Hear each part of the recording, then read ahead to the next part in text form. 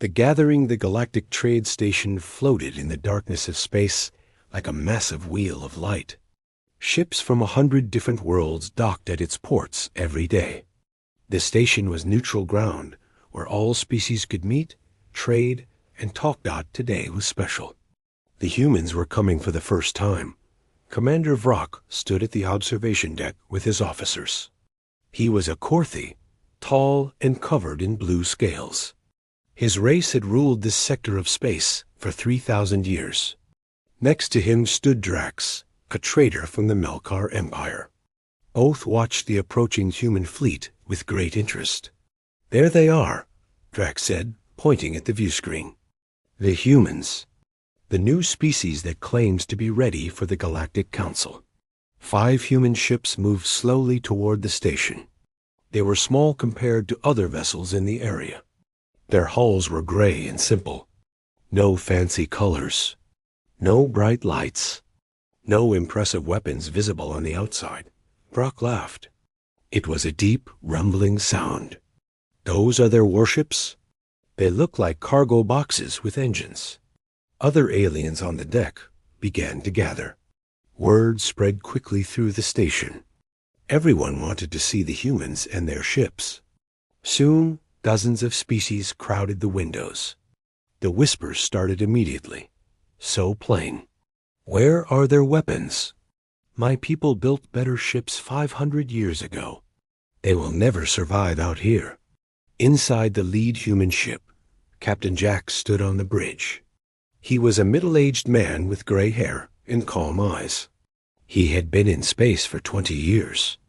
Around him, his crew worked quietly at their stations. "Sir, we are receiving multiple scanning attempts," said Tom, the chief engineer. He was younger, with quick hands that moved across his console. "Every ship at the station is trying to get a reading on us." Jack smiled slightly. "Let them look. Give them exactly what we want them to see." "Yes, sir. Surface scans only. They will think we are using basic fusion drives and standard hull plating." On the observation deck, a tall alien named Kress pushed forward. His species, the Vardor, were known as great warriors. They had the most powerful military in 3 systems. Kress wore armor, even here on the neutral station.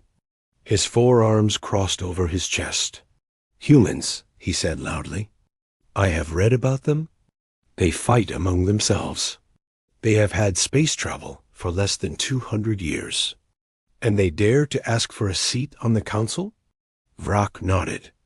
"My thoughts exactly. Look at those ships. No energy shields that we can detect.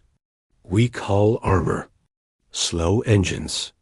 They would not last 5 minutes against a real threat."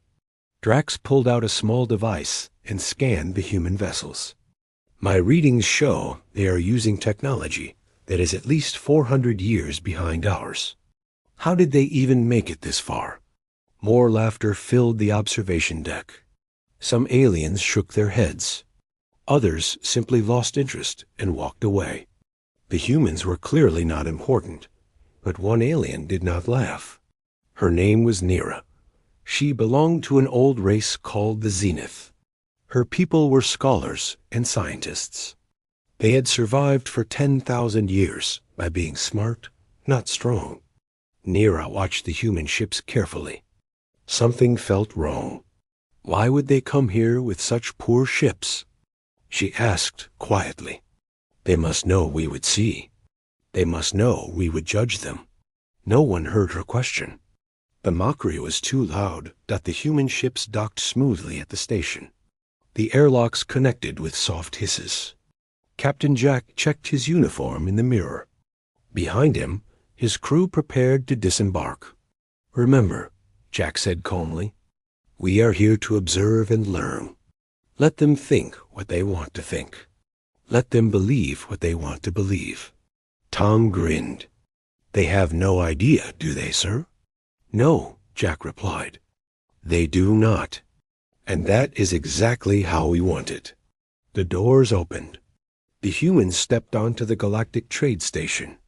They walked with quiet confidence, while aliens stared and whispered. The mockery had already begun, but the humans did not seem to care. They had a plan. And soon, everyone would understand. Soon, everyone would see what humanity really built. Asterisk the reveal 3 days passed on the Galactic Trade Station. Captain Jack and his crew attended meetings with the Council. They listened more than they spoke. They took notes. They asked simple questions. The other species treated them like children, learning about the galaxy. Commander Vrock gave a presentation about trade routes. He spoke slowly, using small words, as if the humans could not understand normal speech. Jack smiled and nodded. He thanked Vrock for his patience. In the station bars and recreation areas, alien crews laughed about the humans. They made jokes about the ugly gray ships.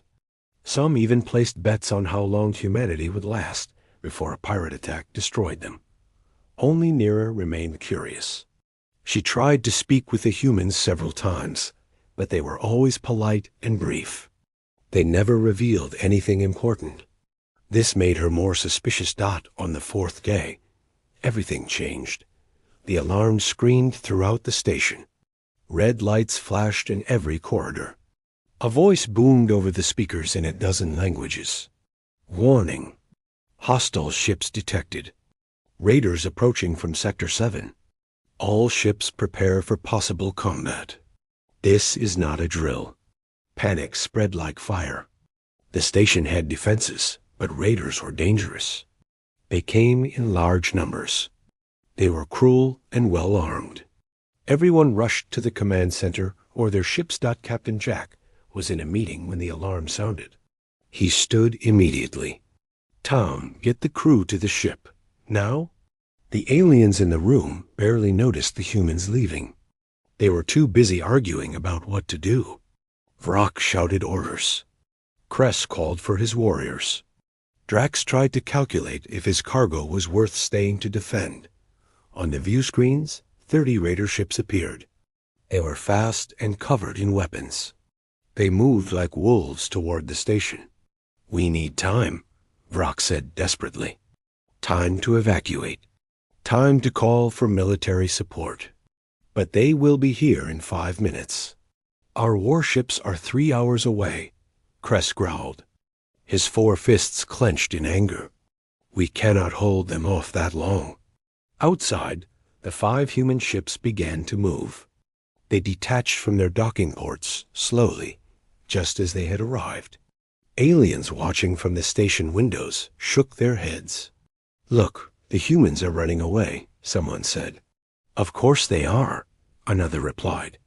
Their weak ships would be destroyed in seconds. But the human ships did not run. They moved into formation between the raiders and the station.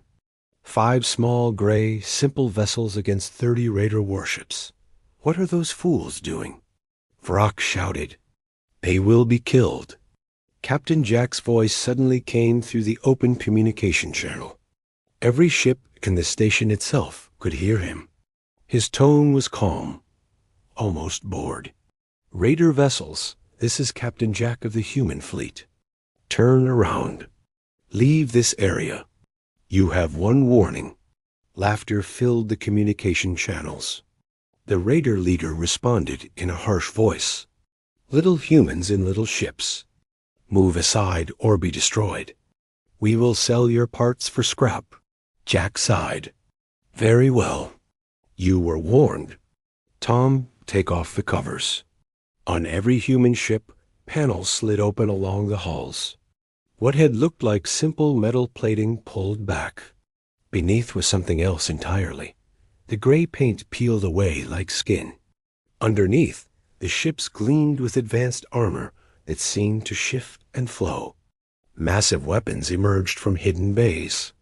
Energy coils began to glow with blue light. The engines flared brighter, revealing power cores far beyond anything the aliens had seen. The 5 simple cargo boxes transformed before everyone's eyes. My gods, Nira whispered from the observation deck. They were hiding everything. Everything? One human ship moved forward. It was faster than any vessel at the station. In 2 seconds, it closed the distance to the raiders. A beam of pure energy shot from its main weapon. It cut through 3 raider ships like they were paper. Explosions lit up the darkness. The other human ships opened fire. Their weapons were precise and devastating. Raider shields collapsed instantly. Hulls melted. Engines exploded. In less than 30 seconds, half the raider fleet was destroyed or disabled.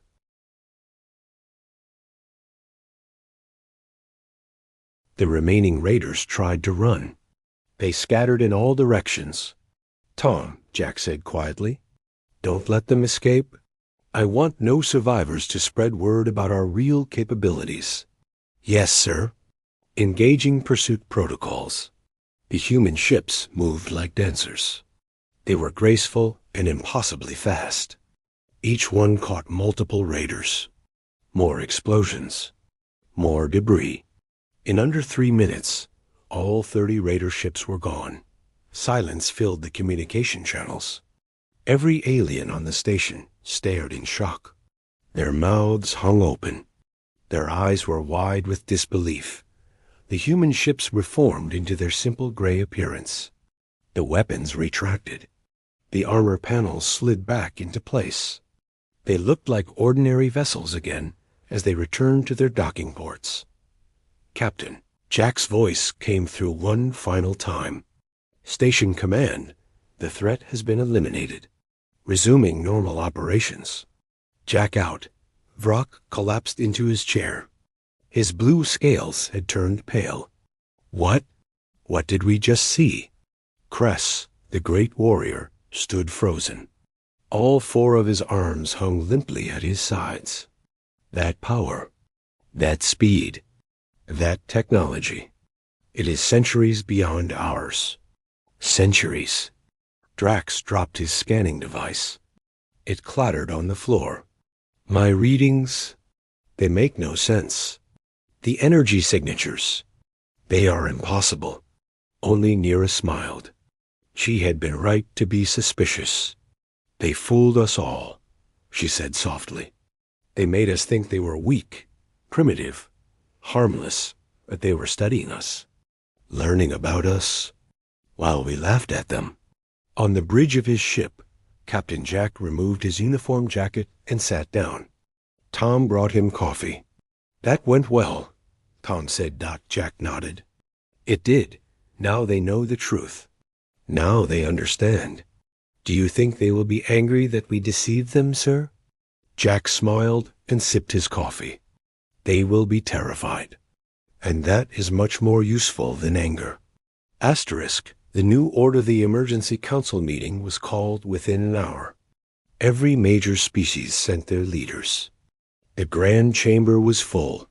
Hundreds of aliens sat in curved rows, all facing the center where Captain Jack stood alone. He wore his simple uniform. His hands were clasped behind his back. His face showed no emotion. Around him, the most powerful beings in the galaxy stared with a mixture of fear, anger, and respect. Commander Vrock spoke first. His voice shook slightly. "You lied to us. You made us believe you were weak, primitive. Why?" Jack looked at him calmly. "We never lied. You assumed.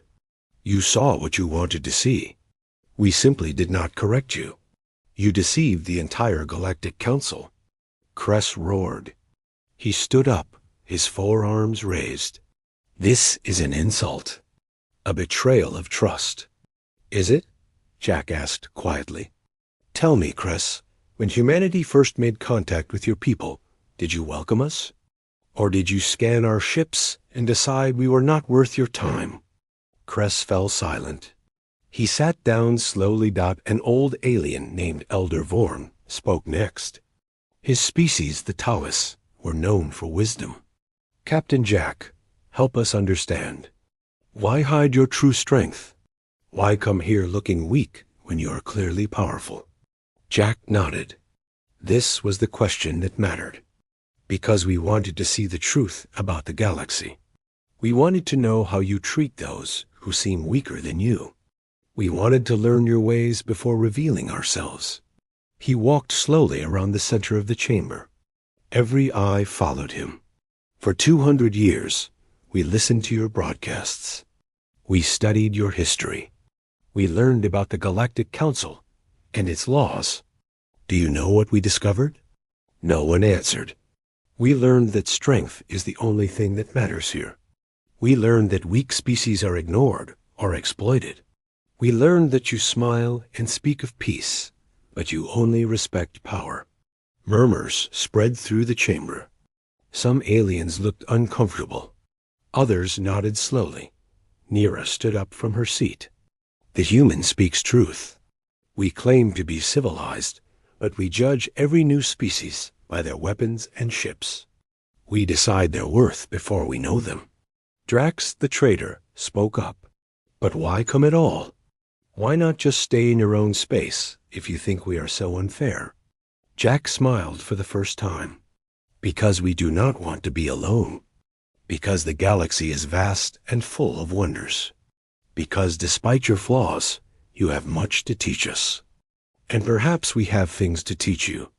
Elder Vorn leaned forward. And what would you teach us, Captain?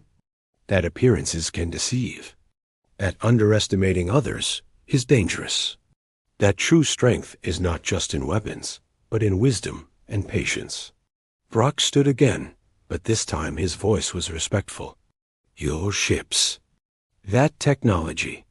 How advanced is humanity really? Jack considered his answer carefully. Advanced enough to defend ourselves. Advanced enough to be taken seriously. That is all you need to know for now. Will you share your technology with the Council? Someone called from the back. Perhaps. In time, when we trust you. When you have earned it. The chamber erupted in whispers. Some aliens were offended. Others seemed to understand. Elder Vorn raised his hand for silence. The Council must vote. The question is simple. Do we accept humanity as a member species with full rights and privileges? The vote was quick. It was also unanimous. Every species voted yes. Even Kress raised all 4 of his hands in approval. Then it is decided, Elder Vorn declared. Humanity is welcomed into the Galactic Council. Captain Jack, your people will have a seat at this table. Your voice will be heard. Jack bowed his head slightly. We are honored. We promise to be fair partners. But understand this, we will never be victims. We will never be weak. And we will never forget how you treated us when you thought we were beneath you. The chamber was silent. A message was clear. 2 months later, Captain Jack stood on the observation deck of the Galactic Trade Station. Tom stood beside him. Below, ships came and went as always. But now, other vessels gave the human ship space. They showed respect. The other species treat us differently now, Tom said. They listen when we speak. They ask our opinions. Fear and respect often look the same, Jack replied. The important thing is that we are safe. Our people can explore the galaxy without being prey. Do you think we did the right thing, sir? The deception? Jack watched a massive alien warship pass by their docked vessel. It was 10 times larger than their ship, but its captain had sent a respectful message earlier that day. Yes, Jack said finally. We did what we had to do. We entered a dangerous galaxy full of predators. We could not afford to be seen as prey. So we became something else. Something they could not predict or control. Tom smiled.